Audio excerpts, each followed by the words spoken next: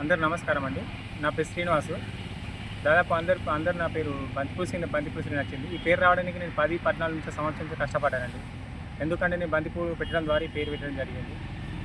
నేను గత 10 నుంచి 14 సంవత్సరాల దాకా నేను పూల తోటలో లాభాలు సాధిస్తున్నాను. కారణం ఏంటంటే ఇక్కడ నాకు సరైన మార్కెటింగ్ ఉన్నది.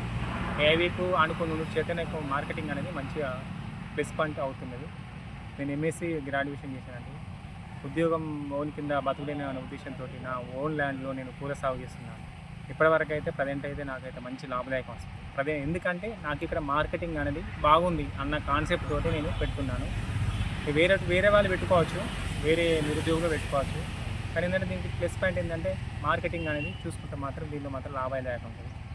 నాకు ప్రజెంట్ అయితే నాకైతే దాదాపున 40,000 ఖర్చు వచ్చింది. ఎకరం 10 గుంటలకి అయితే 40,000 ఖర్చు వచ్చింది. 40,000 ఖర్చు అంటే 80, 90, 100 చొప్పున వేసుకున్నా కూడా నాకు దసరా వరకు పెట్టుబడి ఎక్కుతుంది. ఏమైనా దీపావళి వరకు కూడా లాభాలు గడిస్తాయని ఆలోచిస్తున్నాను. ఇప్పుడు మళ్ళీ కూడా సట్లో కూడా కొంచెం హాఫ్ ఎకర్ పెట్టాను. హాఫ్ ఎకర్ కూడా మళ్ళీ నేను ఇక్కడ తిరుపతి అవతల నుంచి నేను నారు తీసుకుని జరిగింది.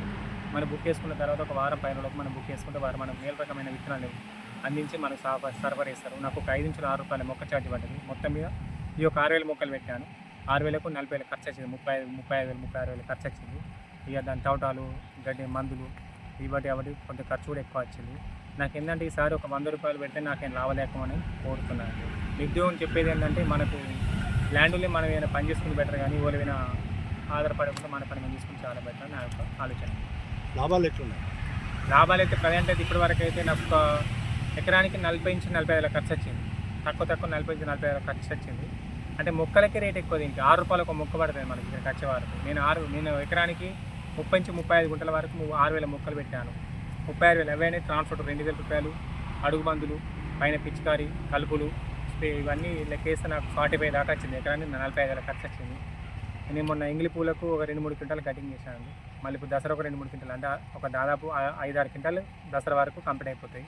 నాకు దసరా వరకు పెట్టుబడి వడ్డెక్కినా కూడా మళ్ళీ దీపావళి వరకు ఏమైనా లాభదాయకం ఉంటుంది. ఒకవేళ ఈ మధ్యలో వర్షాలు గడిస్తే మాత్రం కొంచెం లాభదాయకంగా తక్కువ ఉంటుంది. కొంచెం బెటరే, అన్నిటికన్నా బెటరే. కానీ ఏంటంటే కొంచెం కష్టంగా ఉంటుంది. కష్టాన్ని ఈరోజు మనం లాస్ అయిన మనం బాధపడితే మాత్రం తెల్లారు మాత్రం వర్కౌట్ అయింది ఉండదు. అది వచ్చినప్పుడు సంతోషపడద్దు, రానప్పుడు బాధపడద్దు. అన్ని పంటల కంటే ఈ పంటలు ఎట్లున్నాయి? అన్ని పంటలు లాభదాయకం అంటే ఇప్పుడు అన్ని పంటల కన్నా ఈ పంట బెటర్ ఒకప్పుడు ఉండే, కానీ ఇప్పుడు లేదు. ఎందుకంటే కాంపిటీషన్ అనేది ఎక్కువ అయింది. లాభదాయకం అంటే ఇప్పుడు మొక్కజొన్న క్వింటాలకు దాదాపు 3,000 రూపాయలు గవర్నమెంట్ ప్రకటించింది. మొక్కజొన్న ఇప్పుడు దాదాపు ఎవరు వేస్తలేరు. ప్రత్యామ్నాయ పంటలు వేసుకుంటే బెటర్. ఏంది పంట మనం వేసుకుంటే మనకు చాలా బెటర్ అని అనిపిస్తుంది.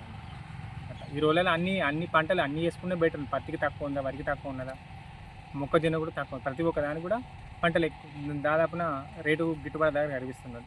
ఏంటంటే ఏ పంటను వేసుకో, ఫస్ట్ ఆఫ్ ఆల్ మనకు ఇంట్లో ఒక 4 సహాయపడితేనే మనం ఏమన్నా కూలీలు మిగులుస్తుంది.